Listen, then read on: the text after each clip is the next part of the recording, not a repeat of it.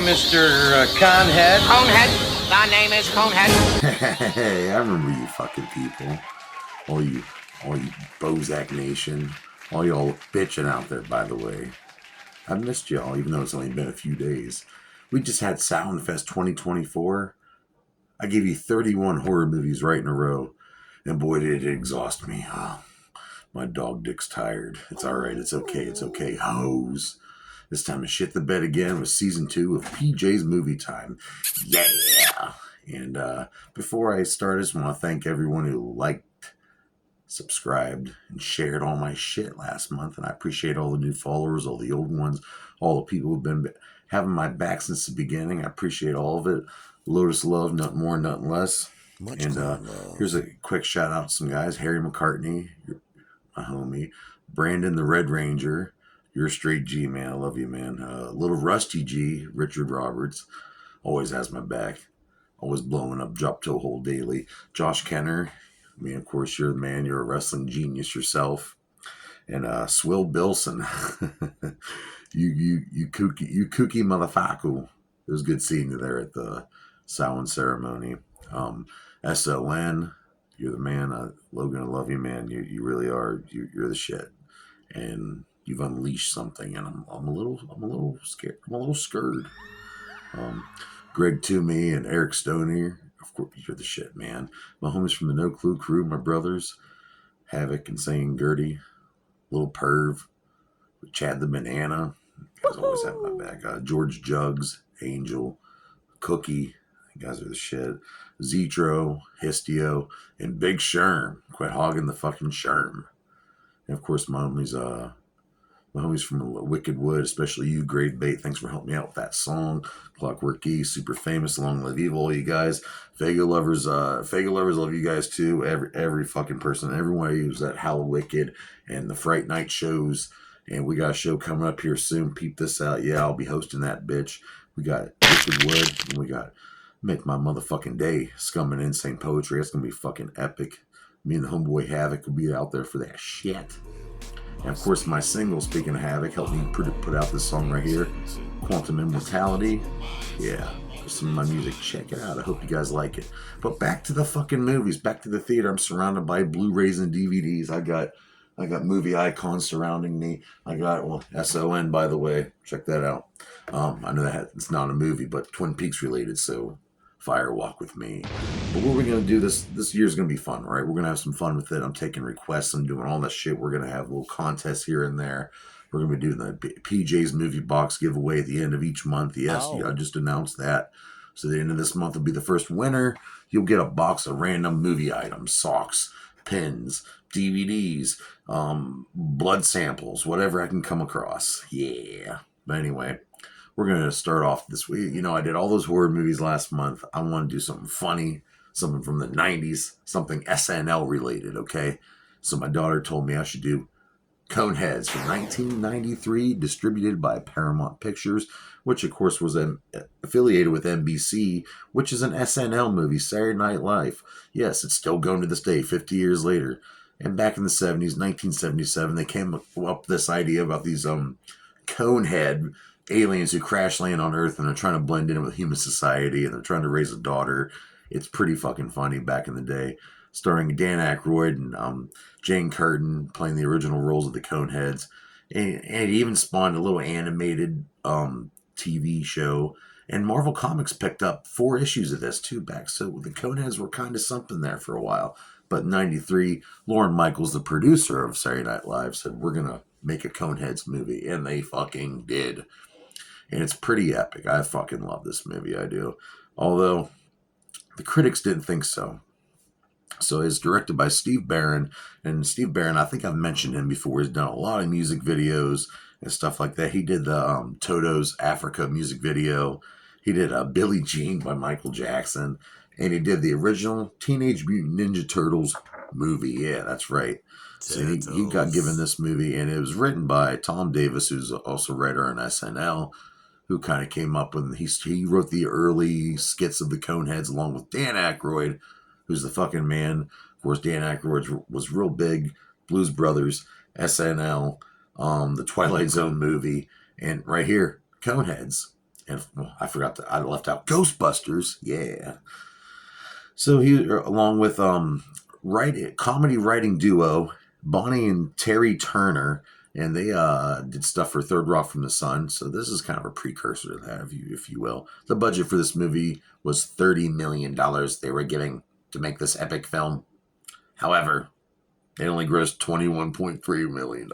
Oh. Which isn't, I mean, horrible. It's bad, but it got so many bad reviews too back in 1993, folks. But I remember going through comic books. I was reading the Nightfall Batman story arc, and there was always like an ad for the Coneheads movie, and I was like, I want to see that. I remember a little kid, my parents watching SNL, and I saw those Conehead figures.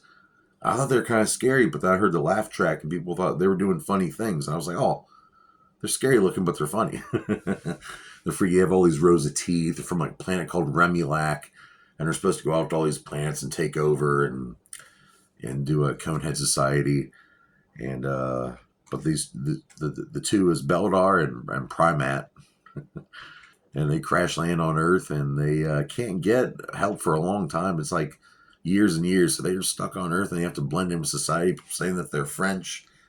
And it's something else. There's a shitload of cameos in it. It's silly as fuck.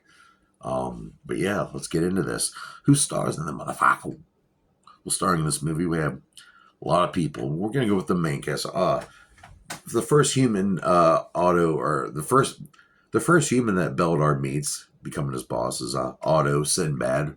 Works at a shop, and Beldar's a vast genius among these humans, and he can fix shit like really quick, and he works for cheap. We have Chris Farley, who's their romance interest for their daughter, Connie. And Chris Farley's so young in this. I miss you, man. You were big inspiration for me. You really are. I miss you. And Chris Farley's best friend, David Spade's in this movie, playing Eli Turnbull, who works for the INS. And he's a total kiss ass. He's a office desk nerd. You know, totally do anything to weasel his way out of anything. He's a fucking douchebag. So yeah, but his boss, the INS department, you know, they do the immigrants and send them off and all that. Plays Michael McKean, who seems to be good at playing an asshole, who was also SNS and SL, who's also an SNL cast member from back in the day, and he was also in Little Nicky, and he plays the Deputy Gorman Seedling. What a fucking name, right? Then we have Michelle Burke playing the daughter of Beldar and Primat, Connie. And she's like, you know, she's pretty much an Earth girl, except for the Conehead. And she, you know, she's a pretty girl, and Ronnie's in love with her. And we have Jane Curtin playing Primat, and her husband Beldar played by the classic Dan Aykroyd.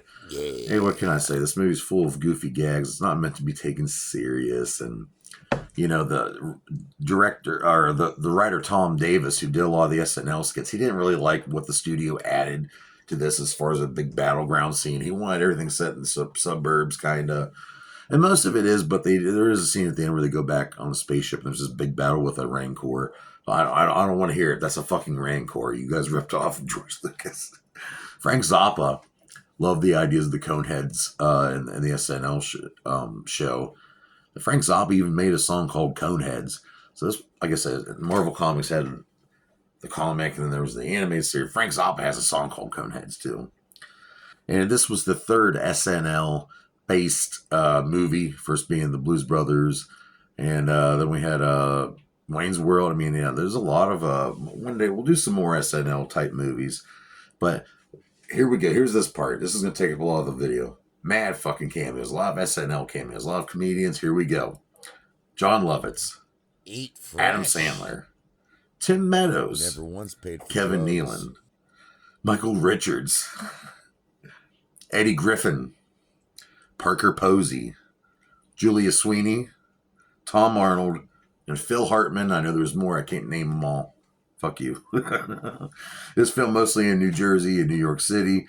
The cinematographer is Francis Kenny, who did the movie New Jack City. So he's really good at the whole setting with this. And he would go on to do Harriet the Spy, I believe, too. And there's a Subway commercial from the 90s. Look it up on YouTube. It's pretty fucking silly.